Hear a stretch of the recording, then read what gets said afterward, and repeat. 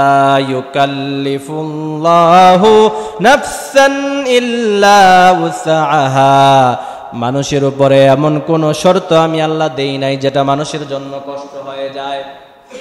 তৃতীয় নাম্বার শর্ত কি শুনেন, আল হামিদুন, সব কাজে প্রশংসা হবে কার? আরো জোরে বলেন কার? মেট্রো রেল যদি ঠিক হয় প্রশংসা হবে কার? ধান বেশি হলে প্রশংসা হবে কার?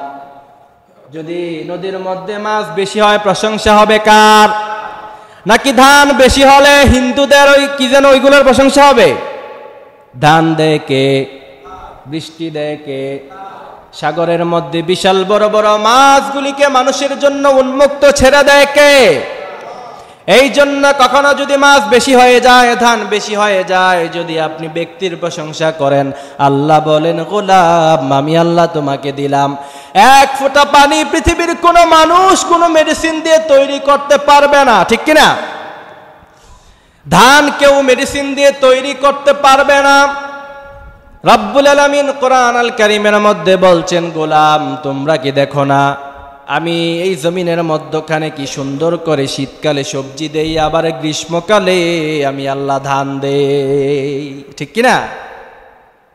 সেজন্য সব সময় প্রশংসা হবে কার? বিশ্বনবী সাল্লাল্লাহু আলাইহি সাল্লাম সব সময় আল্লাহর প্রশংসা করতেন। এই জন্য বিশ্বনবী বললেন, কিয়ামতের মাঠে যখন সাইয়েদানা আদম বলবেন ইয়া নাফসি, সাইয়েদানা মুসা বলবেন ইয়া নাফসি, সাইয়েদানা ঈসা বলবেন ইয়া নাফসি, সাইয়েদানা ইউনুস বলবেন ইয়া নাফসি, বিশ্বনবী সাল্লাল্লাহু আলাইহি সাল্লাম বলছেন, ওই সময় কিয়ামতের মাঠে আমার কাছে হামদের পতাকা থাকবে। যেমন করে বাংলাদেশের মানুষেরা মিছিল দিলে, স্লোগান দিলে বাংলাদেশের পতাকা নেয়, আমেরিকানরা স্লোগান দিলে আমেরিকার পতাকা নেয়, কিয়ামতের মাঠে আমি কিসের পতাকা নিব? বিশ্বনবী বলছেন, আমার হাতের মধ্যে হামদের পতাকা থাকবে। তার কারণ হলো আমি বিশ্বনবী দুঃখে এবং সুখে প্রশংসা করি কার? সেজন্য বিশ্বনবী বলছেন, সব কাজে প্রশংসা হবে আল্লাহ।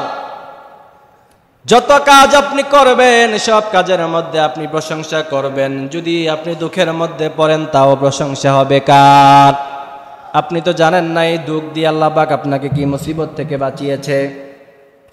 আল্লাহ বলছেন, ওয়ালা নাবলুওয়ান্নাকুম বিশাইইম মিনাল খাউফি ওয়াল জু'i ওয়া নাকসিম মিনাল আমওয়াল ওয়াল আনফুসি ওয়াস সামারাত। কখনো বন্যা হবে, ধান নাই, চাউল নাই। কখনো বন্যা হবে, কখনো জলজলাতুস সাআ হবে, ভূমিকম্প হবে, বিল্ডিং গুড়িয়ে দিবে। রব্বুল আলামিন বলছেন, ওই সময় যদি তুমি আমার শুকরিয়া আদায় করতে পারো আর সবর করতে পারো, এর চাইতে 1000 গুণ বেশি বাড়ায়া দিবেন যিনি তিনি কে? সেজন্য রব্বুল আলামিন বলছেন, আল হামিদুন, পৃথিবীর মধ্যে যত ভালো কাজ আছে সব কাজের প্রশংসা হবে একজনের, তিনি কে? আল্লাহ পাক। কেউ যদি আপনাকে বলে আপনি দেখতে অনেক সুন্দর, আপনি পড়বেন আলহামদুলিল্লাহ। কেউ যদি বলে আপনি দেখতে অনেক কালো, তাও আপনি বলবেন আলহামদুলিল্লাহ। কেউ যদি বলে দেখতে আপনাকে খুব খারাপ লাগে, তাও পড়বেন আলহামদুলিল্লাহ।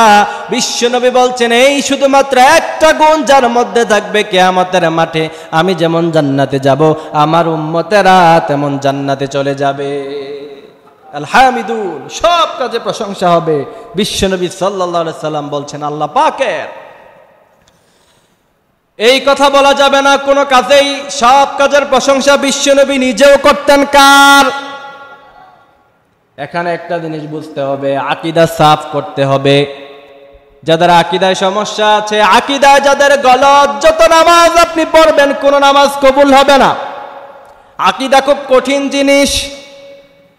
আপনি যত যাকাত দিবেন কবুল হবে না, যত হজ আপনি করবেন কবুল হবে না। বিশ্বনবী সাল্লাল্লাহু আলাইহি সাল্লাম বলছেন, আখলিস দীনাক ইয়াকফিকাল আমালুল কলিল। আগে ইখলাস আর আকীদা ঠিক হওয়া লাগবে। ইখলাস আর আকীদা ঠিক হয়ে গেলে বিশ্বনবী বলছেন, তুমি শুধু খেজুর দান করবা, উহুদ পাহাড় পরিমাণ সওয়াব করে দিবেন কে?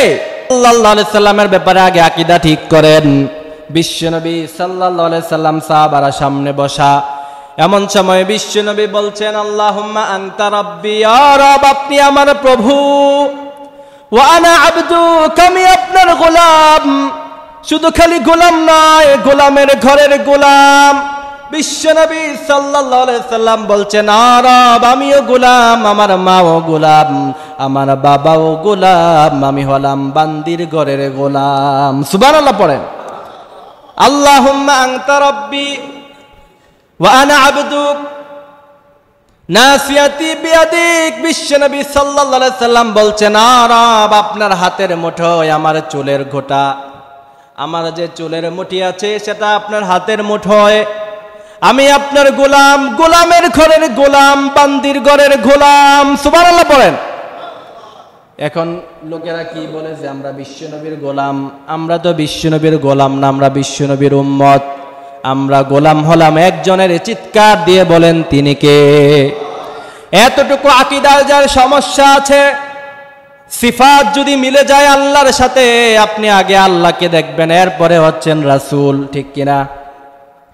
কোন কাজে, ইসলামের কোন কাজে যদি আপনি আল্লাহ থেকে বিশ্বনবীকে বাড়ায়া দেন, বিশ্বনবী সাল্লাল্লাহু আলাইহি সাল্লাম কিয়ামতের ময়দানে আপনাকে বলবেন, সোহকান সোহকান দূর হয়ে যাও, তুমি আমার রব থেকে আমার মর্যাদা কেন বেশি দিলা? এই কারণে আগে জানতে হবে, আকীদা সাফ করতে হবে। শুধুমাত্র এই আকীদা ভুলের কারণে হাজার হাজার মানুষ মুশরিক হয়ে মারা যায়, ঠিক কিনা? বিশ্বনবী সাল্লাল্লাহু আলাইহি সাল্লামের মর্যাদা আকাশচুম্বী যিনি করেছেন তিনি কে? কিন্তু সেই বিশ্বনবী সাল্লাল্লাহু আলাইহি সাল্লামকে যখন তায়েফের ময়দানে মারা হয়, বিশ্বনবী সাল্লাল্লাহু আলাইহি সাল্লাম মার খেয়েছেন একজনের জন্য, তিনি কে? বিশ্বনবী সাল্লাল্লাহু আলাইহি সাল্লাম বলছেন, পৃথিবীতে কাউকে সেজদা দেওয়ার অথরিটি নাই। অনেকে বলে তাজিমি সেজদা। তাজিমি সেজদা বলতে ইসলামে কোনো সেজদা নাই। তাজিমি সেজদাটা ভুল কথা। যদি তাজিমি সেজদা জায়েজ থাকতো, বিশ্বনবীর সব সাহাবারা বিশ্বনবীকে সেজদা করতেন, ঠিক কিনা? তাজিমি সেজদা বলতে ইসলামে কোনো জিনিস নাই। ভাইরা আমার, যারা তাজিমি সেজদা করেন, আপনি জাহান্নামে গেলে আমার লাভ নাই, লস নাই। আপনার আকীদা ভুল। আবার এরা আমাদেরকে কাফের ফতোয়া দেয়, ওয়াহাবি ফতোয়া দেয়, ঠিক কিনা? আগে আকীদা ঠিক করেন। ইসলামের কোথায় পেয়েছেন? বিশ্বনবী সাল্লাল্লাহু আলাইহি সাল্লামের একজন সাহাবী বিশ্বনবীকে সিজদা দিয়েছেন। এটা যদি কেউ প্রমাণ করতে পারে, জীবনে আর কোনোদিন মাইকের সামনে কথাই কমো না। এমন কোন হাদিসই আপনি পাবেন না। এটা হচ্ছে একটা পুঁজি বুঝেন? এদের কোরআনের কোনো জ্ঞান নাই, হাদিসের কোনো জ্ঞান নাই। হাদিসের ইবারত পরে তাও দেখে দেখে তাও ভুল হয়। বুঝেন না কথা? কোরআন থেকে তাফসির করবে দূরের কথা, তাফসিরে এটা কয় শব্দ কোথায় থেকে এসেছে, তাফসিরে বাইজাবির মধ্যে কি লেখা আছে, তাফসির কত প্রকারে করা যায় এগুলি নিজেরাও জানে না। পুঁজি শুধু একটাই, যারা সাধারণ মুসলমান হৃদয়ের কলিজা দিয়ে সবটুকুন ভালোবাসা দিয়ে তারা বিশ্বনবীকে ভালোবাসে, ঠিক কিনা? এখন সেই ভালোবাসাকে এমন ভাবে বুঝি লাগায় এগুলো নিয়ে ব্যবসা করে।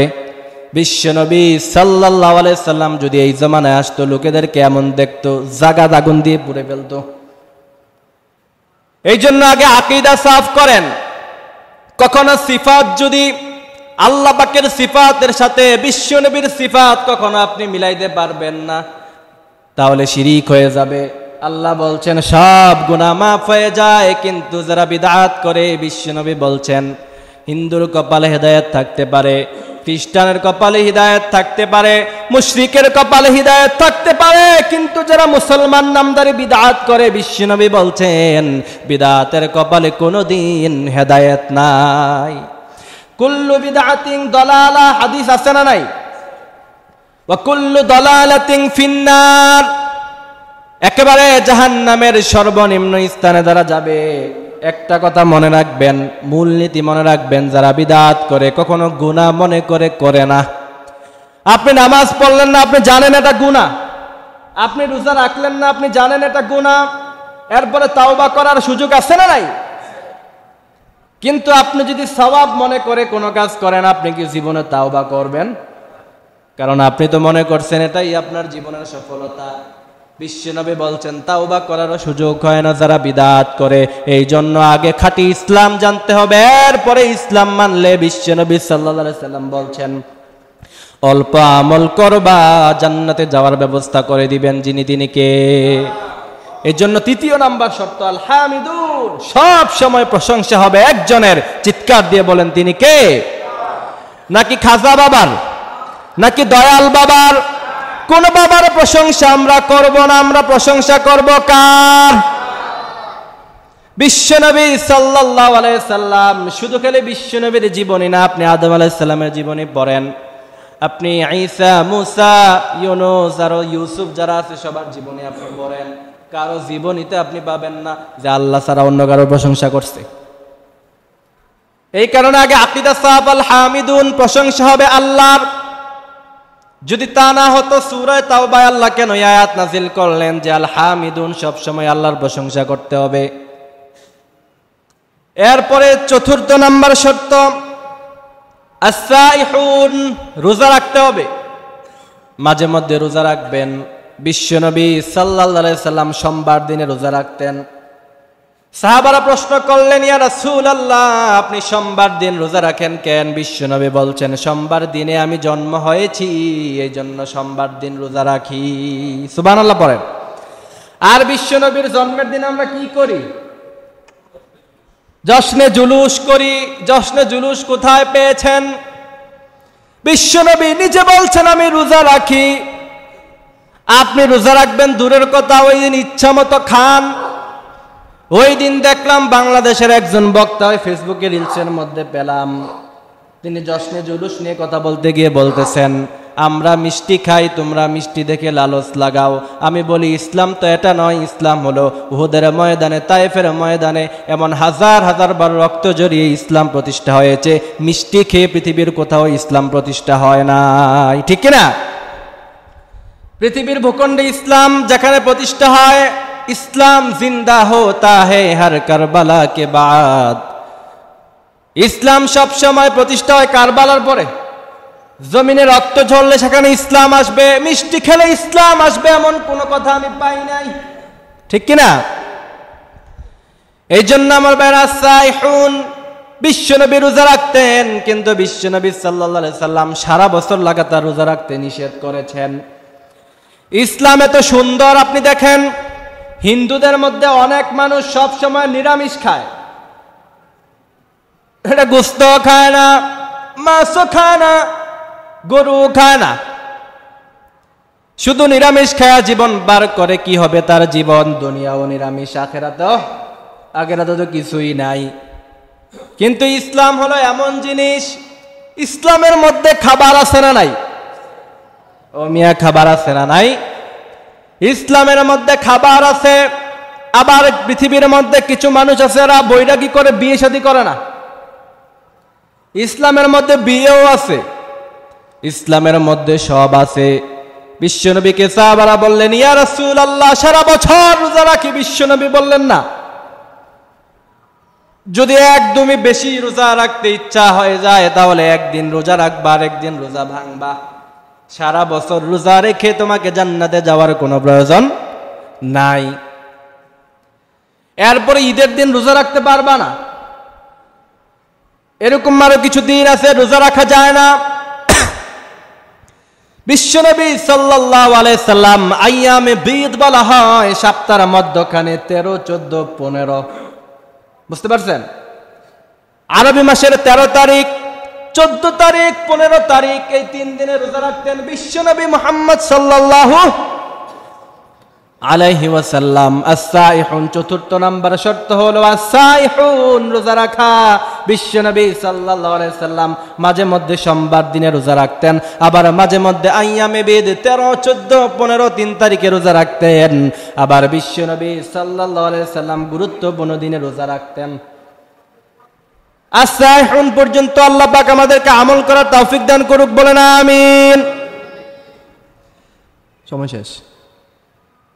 বিশ্বনবী সাল্লাল্লাহু আলাইহি ওয়াসাল্লাম তিনি সব সময় বলতেন, তোমাদের মধ্য থেকে যদি কারো টাকা পয়সা না থাকে, তোমাদের মধ্য থেকে যদি কারো সম্পদ কম থাকে, শারীরিক সক্ষমতা না থাকে, তাহলে বিয়ে করো না, রোজা রাখো। এইখানে ও রোজার কথা আছে না নাই? এই জন্য আমার ভাইয়েরা, বিশ্ব নবী সাল্লাল্লাহু আলাইহি সাল্লাম বলছেন, রোজা হচ্ছে একমাত্র ঢাল। যদি আগুন আপনার দিকে ধাওয়া করে, ওই সময়ে ঢাল হিসাবে আগুনকে দূরে তাড়িয়ে দিবে, আপনার শরীরে লাগতে দিবে না। সেটা হচ্ছে একমাত্র রোজা, এটা ছাড়া আর কিচ্ছু না। সুবহানাল্লাহ বলেন। এই জন্য মাঝে মধ্যে আল্লাহ পাক আমাদেরকে রোজা রাখার মতো তৌফিক দান করুক, বলেন আমিন।